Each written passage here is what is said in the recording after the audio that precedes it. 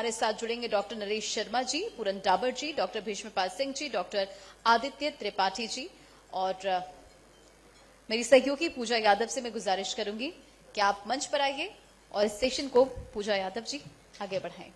Over to you पूजा।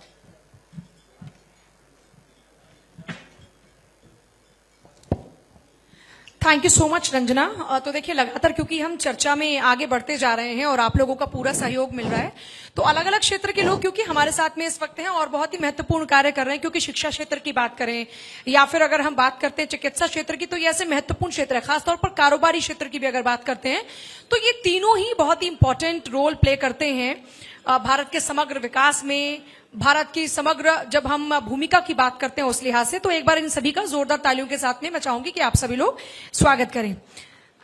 तो भीष्मपाल जी, आपके साथ शुरुआत करते हुए, क्योंकि सबसे पहले शिक्षा क्षेत्र की बात हम इसलिए कर रहे हैं क्योंकि जब समाज निर्माण की बात होती है, जब भारत के समग्र विकास की बात होती है, जब भारत निर्माण की बात होती है, तो शिक्षा क्षेत्र बहुत ही महत्वपूर्ण हो जाता है।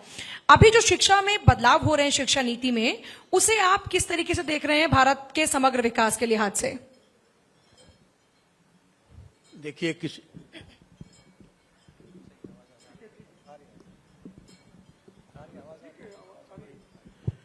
देखिए किसी भी राष्ट्र के अस्तित्व के लिए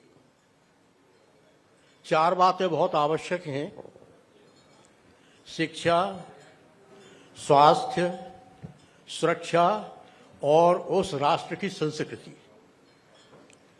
और उस देश के विकास के लिए संसाधनों का जुटाना और उन संसाधनों की सही व्यवस्था करना उसके विकास में महत्व रखता है।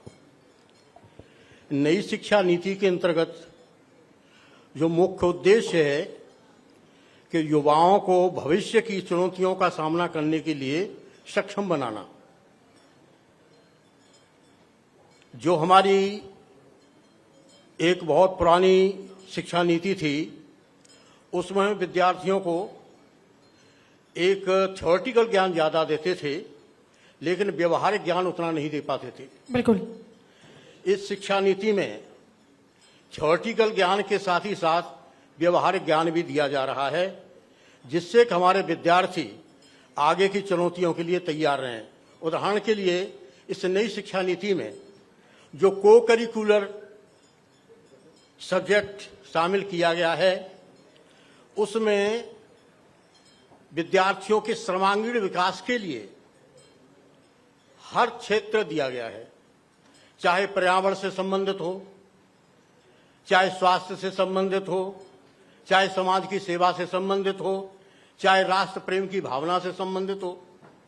तो स्नातक स्तर पर जो 6 अलग अलग क्षेत्र चुने गए हैं, उसमें ध्यान रखा गया है कि किसी भी राष्ट्र के विकास के लिए, राष्ट्र में योगदान देने के लिए हमारे युवाओं को क्या क्या सीखना चाहिए।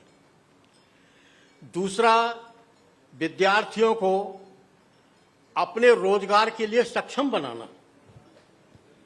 जो वोकेशनल प्रोग्राम पहले 4 सेमेस्टर में उसमें शामिल किया गया है, उसमें ये मान करके चलते हैं कि जब हमारा युवा एक स्नातक होकर के निकलेगा तो उसके पास एक कोई न कोई विकल्प ऐसा होना चाहिए कि अगर उसको रोजगार नौकरी नहीं मिलती है तो वह अपने पैरों पर खड़ा हो सके।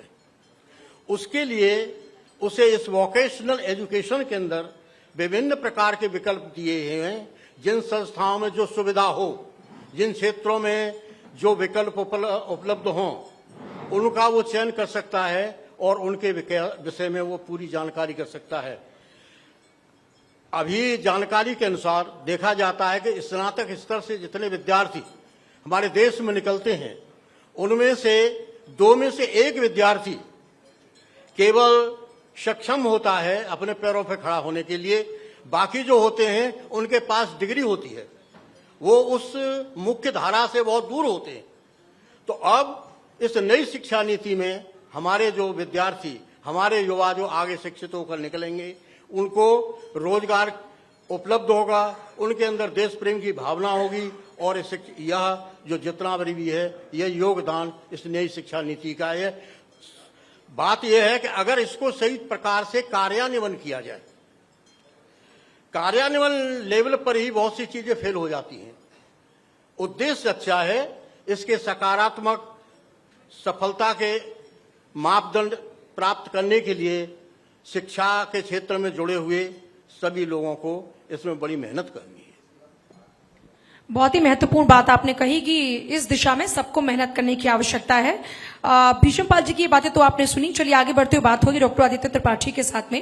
डॉक्टर आदित्य, बात अगर करते हैं शिक्षा क्षेत्र की, चिकित्सा क्षेत्र की, तो ये ऐसे क्षेत्र हैं जिनको सेवा के लिहाज से खासतौर पर देखा जाता है। मैं बहुत ही एक अहम सवाल आपसे पूछ रही हूं कि क्या आज की स्थिति में हम ये मान के चले कि चिकित्सा के क्षेत्र में वो सेवा का भाव है, या फिर हम ये माने कि क्योंकि उसमें बिजनेस एंट्री कर चुका है तो इसलिए वो सेवा का भाव कहीं कम हुआ? प्रश्न आपका बहुत अच्छा है। इंडियन सिनेरियोज में अगर देखें, भारत देश में तो लगभग private sector 60% of health care facilities को अवेल कराता है। गवर्नमेंट जितनी फैसिलिटीज देती है लगभग 40% पॉपुलेशन को ही कवर कर पाती है। प्राइवेट सेक्टर लगभग 60% को कवर करता है। और हेल्थ एक इम्पॉर्टेंट पैरामीटर है कंट्री, जैसे अभी सर ने बताया कि हेल्थ और एजुकेशन दो चीजें एक आम आदमी को बहुत जरूरत है। प्राइवेट सेक्टर में इनिशियली कॉस्ट बहुत ज़्यादा आती है, गवर्नमेंट का डाटाज भी हैं, लेकिन कुछ आयुष्मान भारत योजना जैसी स्कीम्स गवर्नमेंट ने शुरू करी है जिससे काफ़ी लाभ मिला है लोगों को, और दिन ब दिन उनका नंबर बढ़ रहा है। और जितनी लोअर पॉपुलेशन थी जिनके घर बिक जाते थे, खेत बिक जाते थे हेल्थ को कवर करने के लिए, आयुष्मान भारत योजना से लगभग वो सारे लाभार्थी प्राइवेट सेक्टर्स में भी और गवर्नमेंट सेक्टर्स में फ्री ऑफ कॉस्ट उनको हेल्थ फैसिलिटीज मिल रही हैं। तो जो पहले एक बहुत बड़ा गैप हुआ करता था कि गरीब आदमी को अपना स्वास्थ्य इलाज कराने के लिए बहुत ढेर सारी मुश्किलों का सामना करना पड़ता था, उन चुनौतियों से हम काफी आगे बढ़ रहे हैं गवर्नमेंट की स्कीम्स की वजह से। ये बड़ी महत्वपूर्ण बात है कि चलिए आगे बढ़ने का मौका मिल रहा है, ये इंपॉर्टेंट है, लेकिन जो भाव है वो साथ में चलना चाहिए। पूरन डाबर जी, क्योंकि हम इंडस्ट्रीज की बात करते हैं और आज अगर एमएसएमईज की बात करते हैं, छोटी इंडस्ट्री की अगर बात करते हैं, तो सरकार कहती है कि हम उसको लगातार डेवलप कर रहे हैं। करंट सिनेरियो क्या है? किस तरह से जो एमएसएमई हैं, जो छोटी इंडस्ट्री हैं, उनको कैसे बढ़ावा मिल रहा है? उनकी क्या स्थिति है? उनके क्या चैलेंजेस हैं इस वक्त? निश्चित रूप से जो केंद्र सरकार का हो या प्रदेश सरकार का हो, सबसे बड़ा फोकस इस समय जो है एमएसएमई पर ही है। मैं जूता उद्योग से हूं और जूता उद्योग का लगभग 98% लोग एमएसएमई सेक्टर में ही आते हैं। मात्र 1 या 2% होंगे जो लार्ज स्केल इंडस्ट्रीज में होंगे। जूता उद्योग का सरकार का हमेशा से फोकस रहा है, क्योंकि ये एक ऐसा उद्योग है जो बहुत कम पूंजी में मैक्सिमम रोजगार देता है। सरकार लगातार चिंतित है। उत्तर प्रदेश में जिस तरह से ओडीओपी की जैसी योजना एक आउट ऑफ द बॉक्स योजना रही है, ये बात अलग है कि अभी उसके लिए रोड मैप तैयार होना बाकी है। एक ऐसा रोड मैप नहीं बना है कि जिससे ये उद्योग एक जिला एक उद्योग की जो योजना है वो निश्चित रूप से एक जो क्लस्टर्स हैं उनको लंबे समय तक जीवित रखने में काम आने वाली है। क्योंकि शिक्षाविद भी यहाँ पर मौजूद हैं और उद्योगों का और शिक्षा से सीधा संबंध कहीं ना कहीं बहुत जरूरी है। जो इस बार का आर्थिक सर्वेक्षण आया वो बहुत चौंकाने वाला है। आर्थिक सर्वेक्षण ये कहता है कि 91.5% जो शिक्षित बेरोजगार हैं वो अनएम्प्लॉयबल है, रोजगार के लायक नहीं है। कहीं ना कहीं हमारी शिक्षा व्यवस्था जो इस समय थी वो रोजगार परक थी ही नहीं। वो सिर्फ जैसा कि अभी मैं एक सुनता चला आया हूं कि ऐसे चीजें जो पढ़ाई जाती थी जो जीवन में कभी काम नहीं आती। इस बार के जो हमारा जो आर्थिक सर्वेक्षण है उसको अगर क्रियान्वयन पूरी तरह से हो जाए तो मुझे लगता है कि कोई बेरोजगार नहीं रहने वाला। क्योंकि अब ऐसा मौका जितने भी शिक्षण संस्थान यहाँ हैं, पहले आईआईटी के लोगों को ही मौका मिलता था कि बड़े संस्थानों में काम करने का या उनमें इंटर्नशिप करने का। अभी सरकार ने सभी इवन आईटीआईज को भी जोड़ने का प्रयास किया है कि देश की जो 500 फर्स्ट टॉप 500 कंपनीज हैं उस 500 कंपनीज में उसको इंटर्नशिप का मौका मिले, जिसमें सरकार 5,000 रुपये स्टाइपेंड के रूप में देगी और बाकी जो इंडस्ट्री देगी उसको भी CSR के फंड से उसको दे सकती है। तो ये बड़ा अंतर है निश्चित रूप से। और मैं अभी लगातार देख रहा हूँ कि उद्योगों की दृष्टि से देखें तो ये एक तरह से कि देश स्वतंत्रता की दूसरी लड़ाई लड़ रहा है।